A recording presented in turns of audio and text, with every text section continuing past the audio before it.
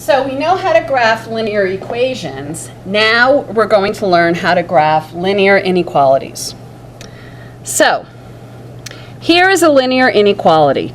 Y is greater than x plus 1. When we graph this, we are going to change this inequality into an equation. We're going to use that equation as the boundary line, and then we're going to shade either above the line or below the line. And what is shaded is half of the plane, half of the coordinate plane, and that represents all the possible solutions that make that inequality true. Now, when we graph a boundary line, the boundary line is either going to be solid or dashed. What determines if it's solid or dashed is whether we have greater than or less than. When it's just greater than or less than, the boundary line is dashed, or if it's greater than and equal to, less than or equal to. When that's the case, the boundary line is solid. So, when you have your inequality, you write the related equation, y equals x plus 1. I'm going to graph y equals x plus 1 by graphing the y-intercept going up 1 over 1, up 1 over 1, and I draw a dashed line. Now I have to determine whether I should shade below the graph or below the line or above the line. And the way I do that is I pick a test point. The best test point to pick is always 0, 0, but you want to make sure 0, 0 is not on the line.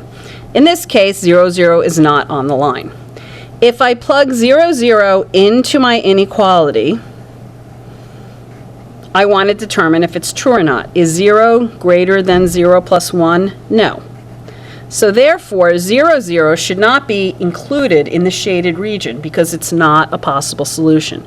So I shade the side of the plane that does not include 0, 0. Now another way to decide where to shade is you put your pencil on the y-intercept, and this works if it's in slope-intercept form. Now, because it's greater than, where are the y values greater than my y-intercept? Above or below? And it's above, so that's where you shade. Now, for number 2, y is less than x plus 1. I write it as an equation. I graph my equation using a dashed line, and now I have to see where to shade. Again, I pick a test point of 0, 0, because it's not on the line. Now, is 0 less than x plus 1? Sorry, is 0 less than 0 plus 1? Yes, it is. Therefore, 0, 0 needs to be included in my solution, and I shade the side of the plane that includes 0, 0. The alternate method, since it's in slope-intercept form, is I put my pencil on the y-intercept. Where are the y values less than the y-intercept? And it would be down. So I shade down here. You will notice these next two equations are exactly the same, except equality is a possibility. Therefore, the lines are solid. Okay, so now let's turn to page 41. And we're going to fill in this chart to review step by step how to graph a linear inequality in two variables. So step 1 is to graph the boundary line. We're going to use a dashed line for less than or greater than, and use a solid line for less than or equal to, greater than or equal to. We're going to test a point that's not on the boundary line by checking whether the ordered pair is a solution of the inequality. We're going to shade the half plane that contains the point if the ordered pair is a solution of the inequality, and we'll shade the other side if the ordered pair is not a solution. Okay? Now, we're going to try example 2 together. So, my inequality is y is less than negative 1/2 x plus 4. Because it's less than, I'm going to be using a dashed line.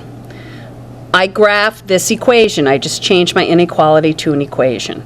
So to graph this, I start with my y-intercept of 4. I go, now because they count by 2, I'm actually going to make this negative 2/4 x plus 4 to make it easier on myself. So I'm going to go down 2 over 4, down 2 over 4, down 2 over 4. And I'm going to make this a dashed line. Now I have to decide whether I'm going to shade above it or below it. So I'm going to test 0, 0. So is 0 less than negative 1/2 times 0 plus 4? Is 0 less than 4? Yes, it is. Therefore, I'm going to shade the half plane that contains 0, 0. So I shade the half plane that contains 0, 0 because 0, 0 is a solution. Now, the other way of doing this, it's y is less than. So I could put my pencil here and say where on the y-axis are the values less than, and it agrees that I should shade this side of it.